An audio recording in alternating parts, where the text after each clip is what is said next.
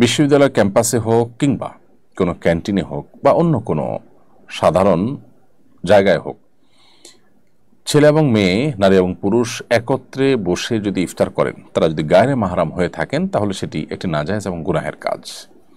কারণ একত্রে একই টেবিলে চেয়ারে শেয়ার করে তারা বসে পাশাপাশি ইফতার যদি করেন, তাহলে সেক্ষেত্রে শরীয়তের পর্দার বিধানকে তারা লঙ্ঘন করছেন।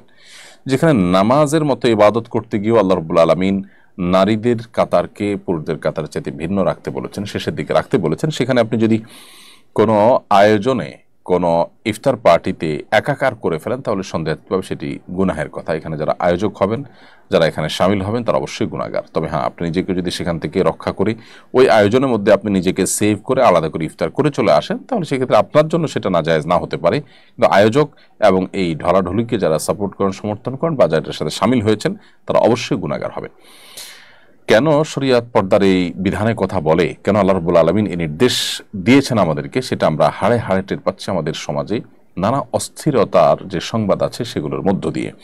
বিধায় এই সমস্ত ক্ষেত্রে আমাদের সতর্ক থাকতে হবে এবং কোনোভাবেই তথাকথিত আধুনিকতার নামে, তথাকথিত মুক্তমনা হওয়ার নামে আমরা আল্লাহর সীমানা ছাড়ানোর যে আপনার দুঃসাহস, সেটা আমরা করতে যাব না। আল্লাহ আমাদেরকে তৌফিক দান করুন।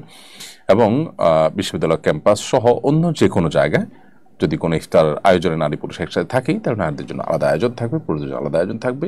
প্রয়োজনে তারা ভিন্ন কোনো হলরুমে থাকবেন, পুরুষ আরেকটা হলরুমে থাকবেন বা পার্টিশন থাকবে। যে কোনোভাবে পর্দা বিষয়টাকে নিশ্চিত করতে হবে। আর না হলে করছেন ইফতারের আয়োজন, একটা ইবাদত, কিন্তু সেই ইবাদতটা যদি আপনি মন মতো করেন, আল্লাহর বিধানকে লঙ্ঘন করে করেন, তাহলে সেই ইবাদত হবে না, সেটা বরং গুনাহে পর্যবসিত হতে পারে।